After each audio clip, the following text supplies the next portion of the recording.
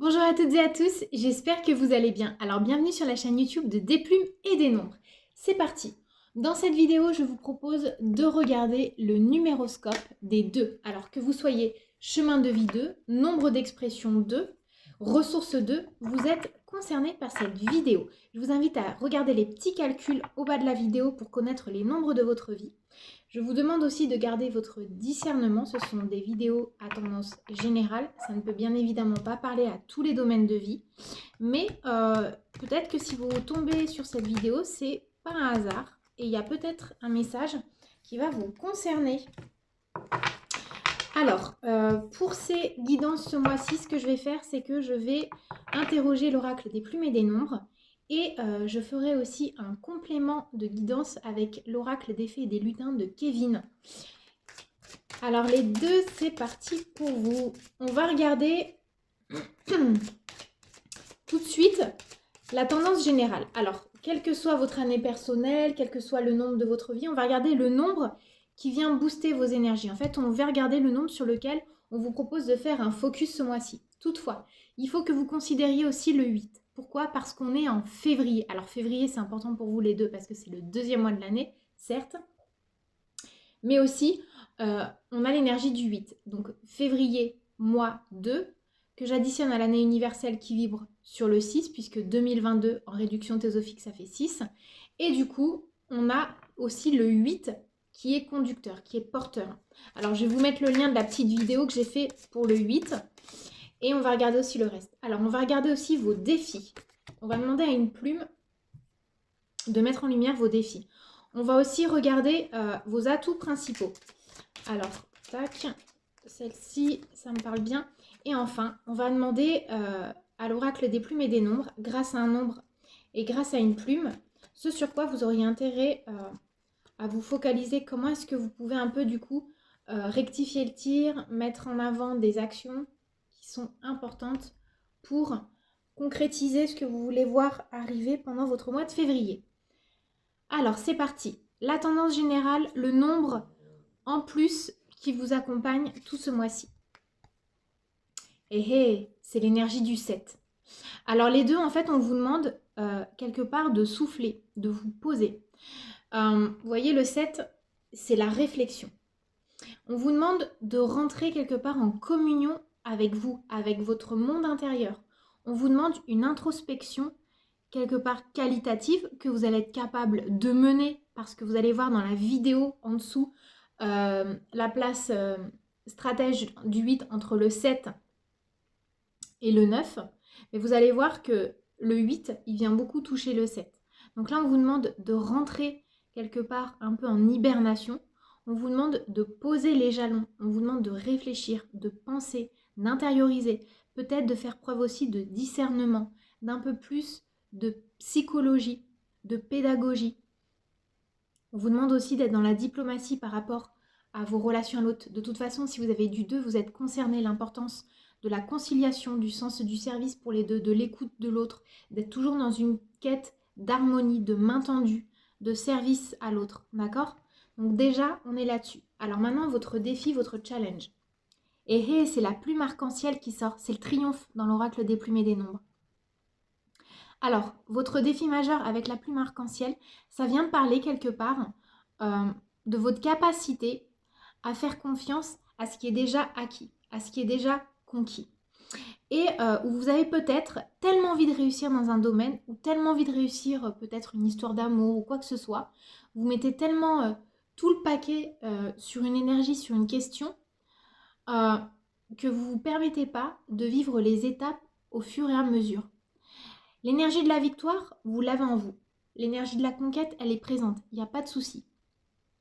Mais peut-être capitaliser sur ce moment de paix intérieure, de réflexion, d'introspection, pour justement pas griller les étapes, pour arriver à l'aboutissement de ce que vous voulez voir venir. Alors maintenant, du coup, votre atout majeur, qu'est-ce que c'est? Et génial, c'est le 11, c'est les aspirations profondes. Et vous voyez, le 11, quand on le réduit de façon théosophique, 1 plus 1, donc alors attention, les maîtres nombres ne se réduisent pas, mais quand même, pour arriver au 11, il faut intégrer l'énergie du 1 et du 2. Je m'explique. Les maîtres nombres, 11, 22, 33 et 44, ce sont des nombres qui sont puissants, qui sont assez élévateurs. Et à chaque fois, en fait, ils présentent des problématiques assez diverses et variées parce que pour atteindre leur quintessence, on est obligé d'en passer par ce qui les constitue. Donc le 11, c'est constitué de 2 fois le nombre 1. Et si j'additionne 1 plus 1, j'ai 2. Donc pour arriver au 11, on doit intégrer non seulement les énergies du 1, mais aussi du 2. Le 1, c'est le courage, l'autonomie, l'indépendance. Et le 2, c'est le culte du couple, du duo, des binômes. Donc en fait, votre atout majeur là, c'est d'être capable de tendre la main à quelqu'un qui en a besoin, ou de recevoir peut-être les mains qui sont tendues par l'univers, et d'être aussi en clair avec votre part de dualité. Celle qui quelque part a envie de réussir, d'aller à la conquête de tout, mais celle aussi qui se met des freins et qui s'empêche du coup d'aller à la rencontre de cette conquête. Donc là, on vous demande vraiment de vous poser là-dessus. Alors du coup, maintenant, qu'est-ce que vous pouvez espérer voir venir? Oh, génial. Alors ça va me passer par là. Il y a certains d'entre vous, les deux. Donc la plume verte dans l'oracle des plumes et des nombres, c'est la guérison. Et le 6, c'est les responsabilités.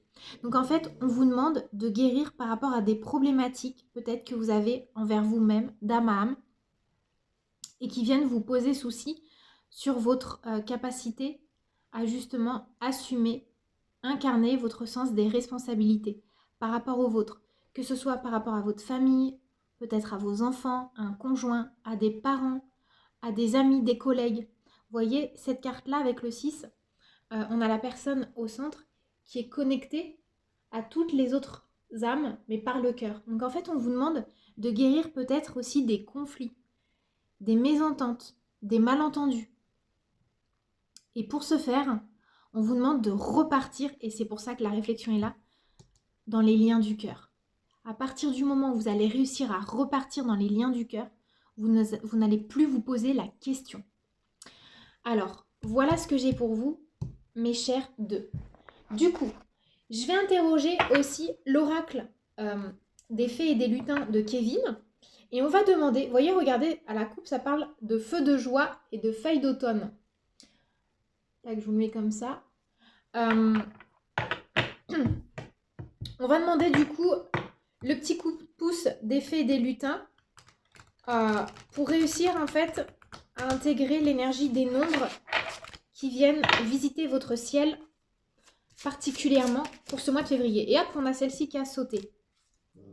Waouh, génial. Ah, et celle-ci. Et regardez, on l'avait prise à la coupe, les feuilles d'automne. Génial. Alors là, c'est intéressant pour vous, les deux. Parce que souvenez-vous, l'énergie du mois de février, c'est l'énergie du 8.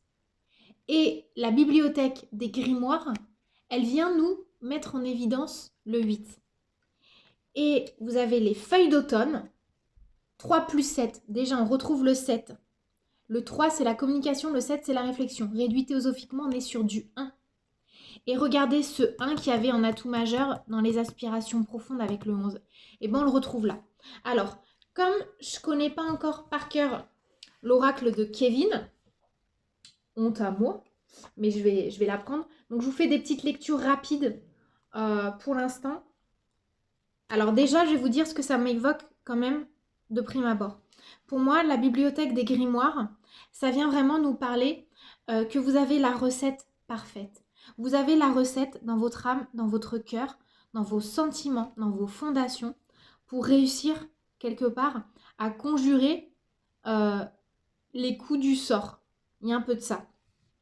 Et les feuilles d'automne, ça vient nous parler aussi de cette hibernation un peu. Vous voyez ? Là, on a aussi des feuilles sur la carte 7. Et là, elles reviennent ici. On a une femme qui est au pied d'un arbre, qui prie et qui se recentre. Et là, on a, avec l'oracle de Kevin, cette carte, les feuilles d'automne, on a un petit lutin sur une citrouille et qui se cache derrière les feuilles. Donc en fait, il y a quelque part l'idée de prendre aussi refuge auprès de la nature, mais d'entrer en hibernation et de peut-être édulcorer votre âme. Vous voyez, un peu comme la plume arc-en-ciel de couleurs chatoyantes, comme l'orange, les couleurs peut-être rouille, orange, rouge, jaune. Et Ça vient aussi nous parler du chakra du plexus solaire, hein, le jaune. Donc il y a peut-être quelque chose à faire aussi pour débloquer des émotions. Et grâce à la bibliothèque des grimoires, vous allez être capable de le faire. Alors je vous lis quand même les significations.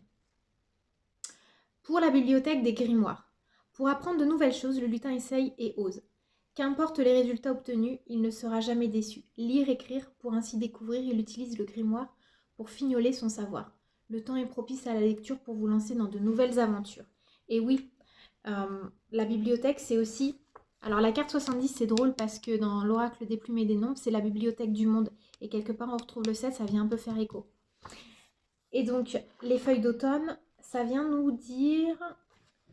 La mélodie des saisons rime avec transformation. Chaque saison est une invitation à l'adaptation. L'automne, les lutins chantonnent en observant la splendeur des couleurs pour leur plus grand bonheur. Bah, vous voyez, je ne l'avais pas lu et Kevin y met en exergue les couleurs. La forêt a revêtu sa cape orangée, prête à hiberner après avoir profité de l'été. La carte vous invite à lever le pied. Il y a un peu de ça et dans la réflexion, ça se met en résonance aussi. C'est un temps de pause, d'introspection, de méditation.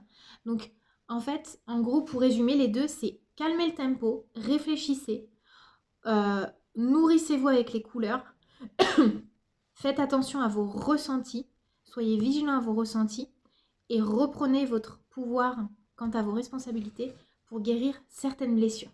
Voilà, je vous embrasse, je vous dis à très bientôt et j'espère que cela aura parlé à votre cœur. Bye bye!